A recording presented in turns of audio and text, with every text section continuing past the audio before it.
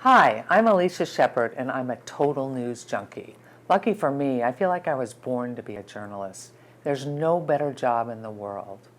The broad goals of journalism are to uncover the truth behind an event or issue on the public's behalf, to give news consumers all sides of a story and leave them feeling well-informed and capable of making up their own minds on a subject. Of course, actually doing this is quite complicated and difficult for a lot of reasons. There's so many factors that can cause a news report to go wrong. Everything from tight deadline pressures to unscrupulous sources to simple human error, which is why news organizations have standards. Standards are ideals, principles of good journalism that journalists should aspire to meet with every report. I've spent much of my career working to help make sure that journalists and the news organizations they work for live up to these standards, and when they don't, to find out what went wrong. In short, I'm a journalist who writes about journalism. I report on media ethics and standards. I look into major reporting mistakes when they happen. This is what I think of as the media's self-appointed accountability system. When a journalist or a news organization makes a serious mistake, it is news. Other journalists cover it, they investigate what happened, and they analyze how the mistake could have been avoided. A notable mistake that many journalists covered involved one of the most reputable and well-known news shows in the country, 60 Minutes. Here's what happened. You may remember on September 11, 2012, that American Ambassador Christopher Stevens and 3 others were killed in a terrorist attack on the American consulate in Benghazi, Libya. This incident was a tragedy, and it touched off a political debate about the security at U.S. embassies and consulates, and eventually led to an investigation of who, if anyone in the U.S. government, might have been responsible for the lapse, including Secretary of State Hillary Clinton and even President Obama himself. If you're not familiar with these events, you may want to review them before watching the rest of this lesson. Over a year later, on October 27, 2013, 60 Minutes correspondent Lara Logan did an interview with a private security officer. He claimed to have been at the Benghazi consulate during the attack. He told this dramatic story of scaling a 12-foot wall surrounding the compound, fending off al-Qaeda fighters, even hitting one with the butt of his rifle as he defended the building. He also claimed that he later saw the dead body of Ambassador Stevens at the hospital. 4 days after this segment aired, the Washington Post got a copy of an incident report that Davies had given his employer. He told them that he never made it to the consulate that night. In fact, he was at his beachside villa. 60 Minutes responded to this report by saying that it knew that Davies had lied to his employer, but that they were telling the real story. In short, they dug in their heels and dismissed the Post report. But then, in early November, we learned that Davies' book on the Benghazi events was published by a company that CBS Inc. owns. This is clearly a conflict of interest. Can you see the problem? Logan works for the same company that has a vested interest in Davies' book selling well. 60 Minutes quickly admitted they should have included this obvious conflict of interest to provide full disclosure. That's absolutely correct. 60 Minutes should have been entirely transparent about this from the very beginning, so viewers could decide how they felt about this relationship. Not disclosing conflicts of interest is a serious breach of journalistic ethics. Transparency is key to believable journalism. No one likes to find out that a news organization hid information. It makes the news consumer immediately wonder, what else are they not telling me? It's really hard for me to understand how 60 Minutes could not have revealed this conflict. One liberal media watchdog took particular interest in this story. Media Matters repeatedly challenged the accuracy of Davies' interview and the reporting methods. 60 Minutes didn't budge, or even suggest it would begin any kind of investigation into the story's accuracy. Spokespeople for the news program insisted 60 Minutes was right and that all other reporters and media critics were wrong.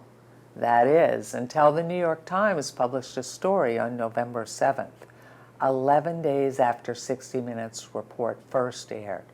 It said Davies had told the FBI that he wasn't able to get to the consulate that night due to roadblocks.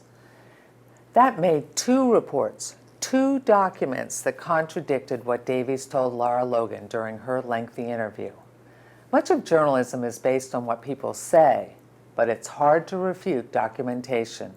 There it was, two official documents that said Davies never made it to the consulate.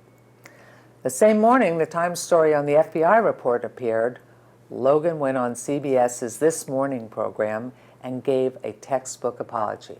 She deserves kudos for that, though CBS should have acted sooner. Apologies matter in journalism. They show the public that you care about accuracy and are willing to admit when you're wrong. Too often, journalists stonewall or dismiss critics who challenge the accuracy of their reporting. In this case, 60 Minutes, which has a stellar reputation for fairness and accuracy, really hurt itself by making such a huge mistake, especially with such a politically charged story as this one. Again, journalists do sometimes make mistakes. Getting every detail of every story correct is extremely difficult and challenging, but they don't make them intentionally. They make them because they're in a hurry, because they didn't double-check a fact, or because a deadline prevented making that one extra phone call to verify the story, or because a source gave them bad information and they didn't catch it. Sometimes, though, they are just plain sloppy. But no matter how they happen, mistakes are always damaging, in several ways. First, and most importantly, mistakes in journalism almost always mean false information has been published or broadcast to a large audience. That's always serious. Information, and especially news, is how people make decisions in their lives, whether it's about local schools, their taxes, what computer or even phone to buy, or who they should vote for, or medical issues, personal finances, or other important matters. False information has consequences for real people. Second, mistakes can severely damage the reputation of individual journalists or entire news organizations. How do you think the other correspondents at CBS feel about Logan's mistake? What will people think the next time Logan has a story? Journalists rely on the public's trust, and major news organizations' entire worth is built on this trust, so it is essential that they earn and keep that trust. Finally, the worst mistakes in journalism are bad for all journalists. They confirm people's worst suspicions about the news media in general and add to why the public doesn't trust the press. According to a 2012 report from the Pew Research Center for the People in the Press, 56% of those polls found the news media believable, but that means 44% didn't. That's worse than in the past. In 2010, 62% found the news believable, and in 2002, 71% did. This worsening trend is happening for a variety of reasons. There's an increasing number of sources of information, there's an increasingly partisan political environment, as well as some members of the media publicly accusing one another of bias. But there's no doubt that some of this negative view of the news media is due to mistakes. Obviously, journalists should be worried about this trend, but so should everyone else. If people stop believing the press, if people no longer know which source of information is credible, what will happen to American democracy? What will people base their decisions on, especially in the voting booth? And what will happen to the watchdog role that news organizations have historically played? So what can be done? I've already said some mistakes will happen and that it's impossible to eliminate them altogether. So what should journalists do to try to retain the public's trust when they do make a mistake? The first thing, and one of the tenets of the Society of Professional Journalists Ethics Code, is to be accountable. When a news organization or a journalist admits they made a mistake, especially when they're the first to point it out, they are being accountable. They're accepting responsibility for the mistake. Sometimes that makes it easier for the public to forgive them when they say they're sorry. Accountability is an important way to earn and keep trust. Think about it. When someone says they're genuinely sorry, admits they made a mistake, and doesn't get into a defensive posture, it's hard to continue to be angry. Try this the next time a friend or family member is upset and you've legitimately done something wrong. Media outlets have different ways of handling corrections, and to be completely honest, I don't feel any are very good. The New York Times, however, is one news organization that understands the power of corrections.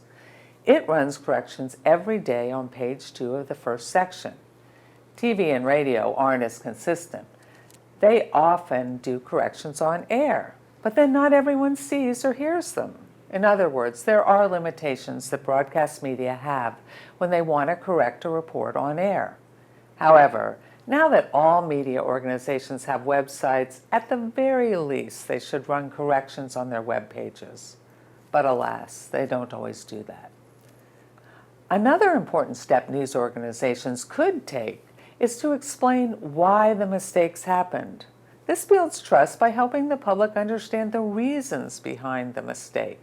It's also an opportunity for journalists to pull back the curtain and describe what they do, to show just how challenging, time-consuming, and resource-intensive it is to produce a first-rate piece of journalism. The final step a news organization should take is to explain what it will do to make sure the mistake doesn't happen again. In cases of really serious mistakes, some news organizations will have an outside person or a staff member not involved in the story do an in-depth investigation to find out exactly why the mistake was made, and then report the results to the public. 60 Minutes did that, although it didn't answer all the questions the public had. Some mistakes, though, are serious enough to warrant suspending or even firing people. Laura Logan and her producer, Max McClellan, were both suspended. Taking these 3 steps, admitting the mistake, explaining how it happened, and taking measures to ensure it doesn't happen again, all help enhance a news organization's credibility. Credibility is hard to define, hard to earn, and even harder to regain once it's lost. But it's the most important asset a news organization has. Terrific reporters, great camera people, or even knockout graphics don't mean anything if a news outlet isn't considered credible. If the public doesn't think it can believe the information a news organization produces, they'll stop reading the newspaper or stop turning to the channel or going to its website. No news organization wants that. Of course, when a journalist admits he or she made a mistake, that doesn't completely excuse the error or undo the damage the mistake may have caused, but how they handle it and what steps they take to be accountable does go a long way toward improving and keeping the public's trust. So, the next time you see a news organization make a mistake, pay careful attention to how they handle it, and don't be afraid to let them know you're watching. That's it for now, and remember, if your mother says she loves you, check it out. You don't want to have to correct that.